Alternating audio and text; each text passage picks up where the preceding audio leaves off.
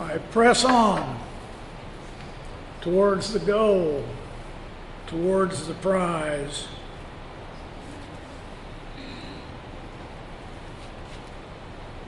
You know, you never know in life when your greatest enemy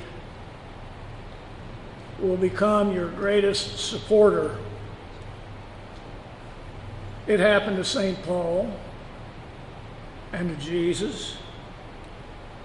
When we're given the story about St. Paul, we have to remember that he was a convert to the faith. He was a lifelong Jew, and he was one of the most severe critics of this new faith. He was one of its most intense persecutors. He was a man who spent much of his ministry and life in chains. Much of that time, he was a prisoner. He was a man who had an affliction that some scholars call epilepsy, but he called it simply that thorn in my flesh. And yet, in all the strikes against him, St. Paul may be the second most important man in the Bible, next to Jesus. And Paul's approach to life can be summed up very simply when he writes this passage that we read today. But for one thing I do, forgetting what lies behind and straining forward to what lies ahead, I press on towards the goal for the prize of the upward call of God in Christ. You see, Paul really was popularizing the idea of one day at a time long before Alcoholics Anonymous and the other 12-step groups made it their watchword, or long before a popular song with the title One Day at a Time was published. Forgetting what lies behind and pressing onward. He did not get caught up either in the past nor really worrying about the future. Look at how he emphasized his point. But one thing I do, not many things, one thing. And if any of us were to hire a consultant to give us some advice about how we live our lives and how we could become more effective, I suggest that consultant would simply say we're trying to do too many things all at the same time. Henry Ford used to say one of the weaknesses he found in human beings and our human activities is that they tried to do too many things at one time. He said that scatters their effort and it destroys direction. It makes for haste, and haste makes for waste. Every now and then, Ford says, I would wake up in the morning with a dozen things I want to do. How many of us do that? I got to do this, got to do that. And most of us don't get it all done, even if we have our to-do list. And he knew, Henry Ford did, when he got up and he had all those things he wanted to do, that he probably wasn't going to get them all done. And so when he was asked about that and what he did about that, he says, I go out and I trot around the house And while I'm running, I'm using excess energy. And as I use that excess energy, my mind clears. And I see what can be done and should be done first. Well, I don't know if St. Paul trotted around his house or not, but I do know that he focused his energy on one thing, and only one thing. And for St. Paul, that was serving God. The Quakers have a saying for those of us who spread ourselves too thin. They say, you cannot be crucified on every cross. Maybe as a church group, as we try to plan best how to do our ministry in the community and to grow in the community as a result of our efforts, we should keep that in mind. We can't be crucified on every cross. We need to, as St. Paul says, and Henry Ford said, get our focus. Dorothy Haskins wrote a book that she called A Practical Guide to Prayer.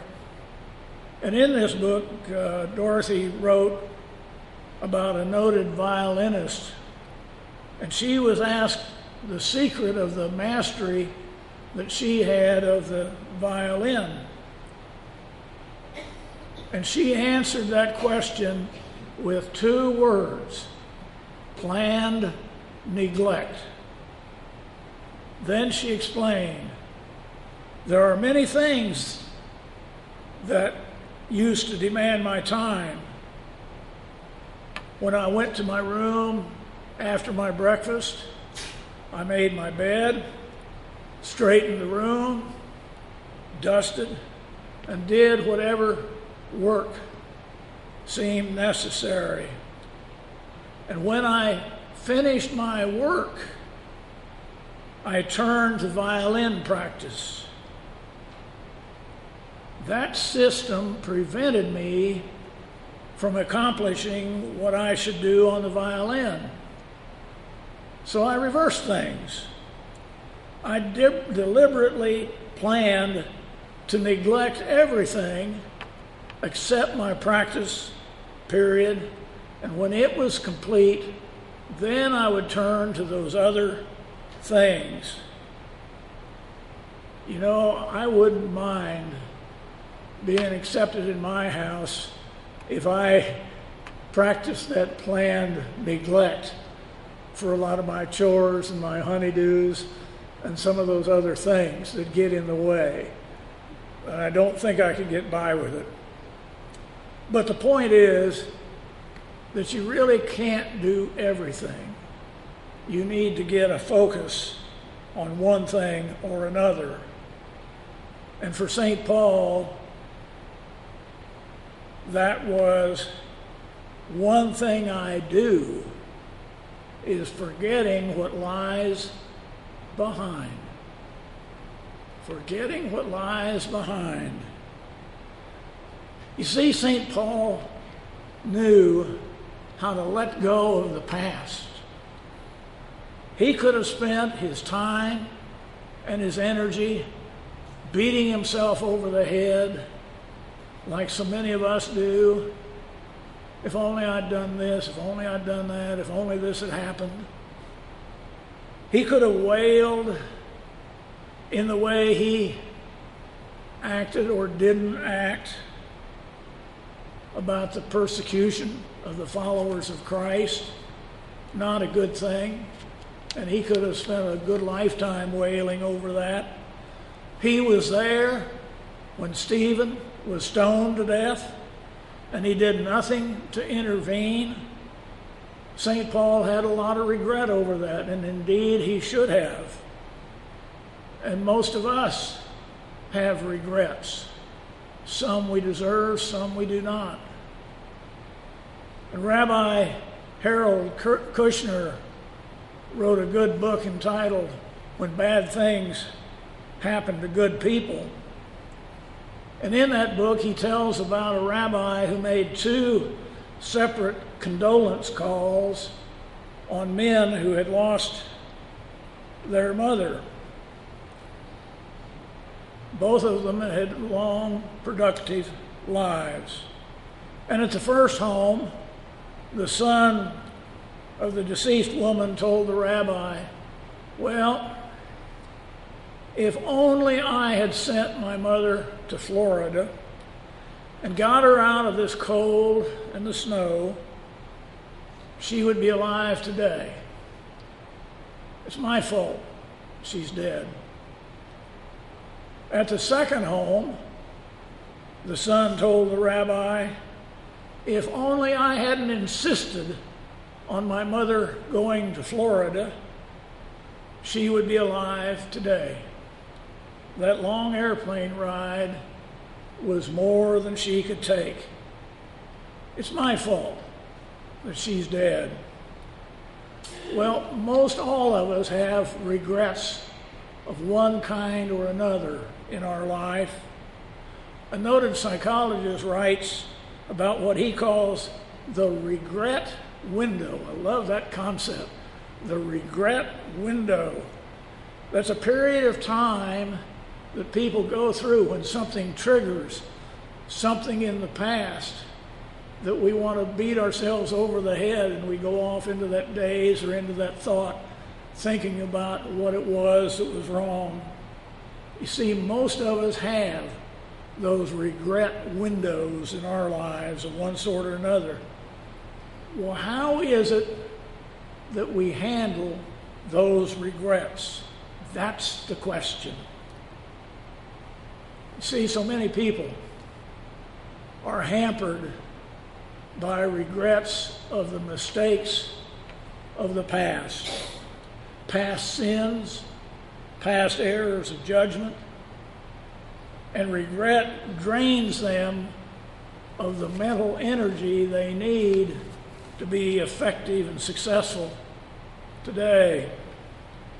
But one thing I do, writes St. Paul, forgetting what lies behind. You see, Paul knew the past is the past. It no longer exists. St. Paul knew that Jesus had taken care of even the darkest of his sins in the past, and he had been forgiven. Christ had taken all the stupid things any of us have ever done, or any of the things we've ever said, and he pressed the delete key, and he pressed it for all eternity. But one thing I do, he said, forgetting what lies behind and straining forward to what lies ahead. You see, St. Paul did not let worries of the past or even the struggles of the present to cloud his view of the future. He imagined a victorious future, straining to what lies ahead. And you see, one reason why it was so easy for St. Paul to forget what lies behind, to forget the past, to let go of the past, was that his eye was fixed very clearly on Christ's final victory of sin over death. We all need a future that we can set our eye on and our hearts on, with a positive sense of the future. We can develop and work on goals that pull us forward.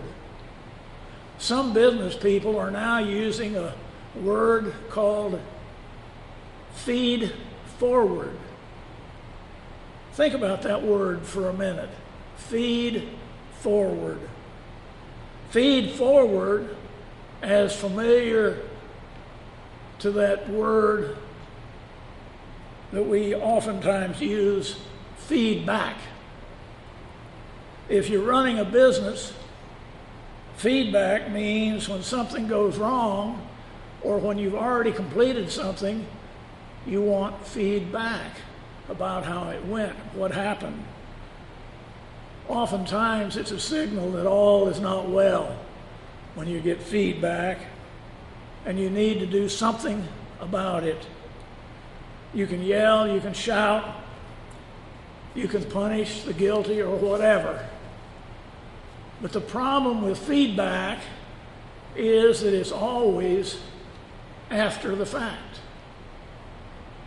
You're being reactive rather than proactive. Why not try to anticipate rather than simply respond? You see, St. Paul lived in anticipation about what God was doing with his life and the world. We could say he was living on feed forward.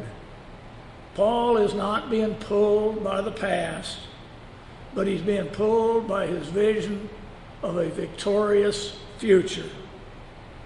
We often say about life that we're a product of our heredity or our environment. Why can't we be the product of our dreams? Why can't we be the product of our faith? That's feed forward. That's positive. And thus Paul pressed upward toward the goal that Christ had given him. Author Irving Stone wrote a number of biographies, and he chose more often than not as his subjects great personalities. Personalities that he had found a common thread that ran through their lives of these exceptional people. And he said, I write about people who sometime in their life have a vision or a dream or something that should be accomplished, and then they go to work. They don't just have the vision, they go to work. They're beaten over the head, knocked down, vilified, and for years they may get nowhere. But every time they're knocked down, they stand up again. You cannot destroy these people. At the end of their lives, they've at least accomplished a small bit of what it was they set out to accomplish. You see, he could have been talking about St. Paul. Paul was able to focus on the one thing in life that really mattered, and that was his high calling by Christ. He was able to let go of all the excess baggage from the past that might have weighed him down. He was able to live in anticipation of Christ's future victory. He was pulled by feed forward, not feed back. Thus, he pressed forward. He pressed upward to his high calling in Jesus Christ. You see, those are lessons for all of us. Focus on the things that really matter in our life. Let go of the past. Expect good things from God in the future. I used to have a lapel pin that said, expect a miracle. It was an organization I belonged to. And I gave it to a lady at one time who was going through some rough times. Then she passed away, and I noticed at her funeral she had the expect a miracle button on her lapel. You see, expect good things from God in the future. Press onward, press upward, and serve God all your days and let go of the past. Amen.